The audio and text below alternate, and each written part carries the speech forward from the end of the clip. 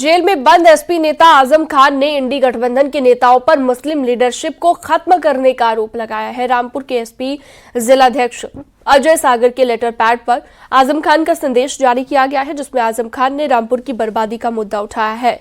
उन्होंने समाजवादी पार्टी पर सवाल उठाया कि जब रामपुर में जुल्म हो रहा था तब क्यों नहीं ये मुद्दा उतनी मजबूती से सदन में उठाया गया जितना संभल का मुद्दा आज उठाया जा रहा है। इसके साथ ही आजम खान ने इंडी गठबंधन पर मुस्लिम लीडरशिप को मिटाने का आरोप भी लगाया है।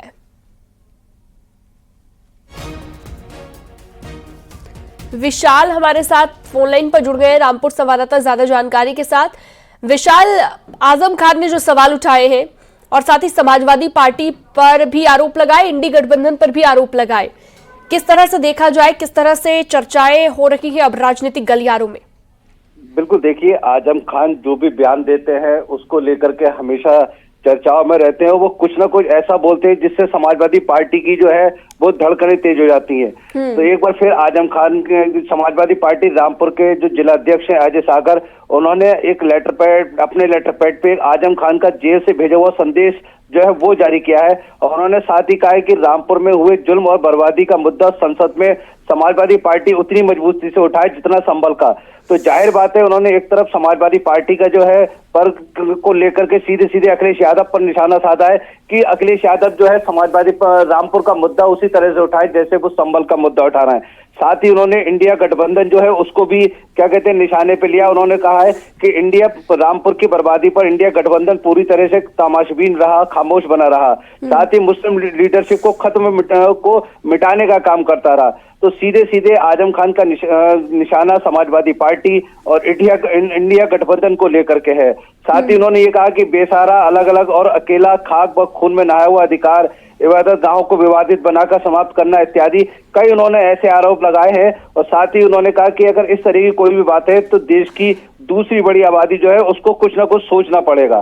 तो जाहिर बात है, उन्होंने इसी सीधे सीधे अखिलेश यादव और इंडिया गठबंधन पर निशाना साधा है।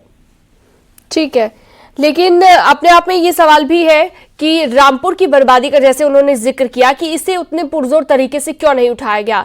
समाजवादी पार्टी पर भी ये सवाल है और साथ ही इंडी गठबंधन पर भी और साथ ही भारतीय जनता पार्टी पर भी हम कह सकते हैं, क्योंकि उन्हीं की सरकार है।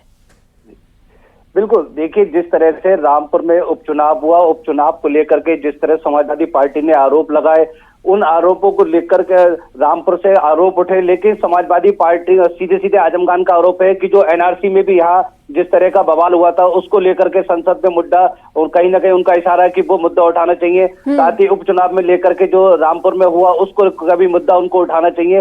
तो इन्हीं सब चीजों को लेकर के आजम खान ने समाजवादी पार्टी और तो कह सकते हैं विशाल क्या कि जेल से भी उतने ही एक्टिव है आजम खान जितना बाहर हुआ करते थे? देखिए, बिल्कुल, क्योंकि अखिलेश यादव अभी तक आजम खान से मिलने जेल में नहीं गए हैं, तो समाजवादी पार्टी का कोई बड़ा नेता आजम खान से मिलने नहीं गया है।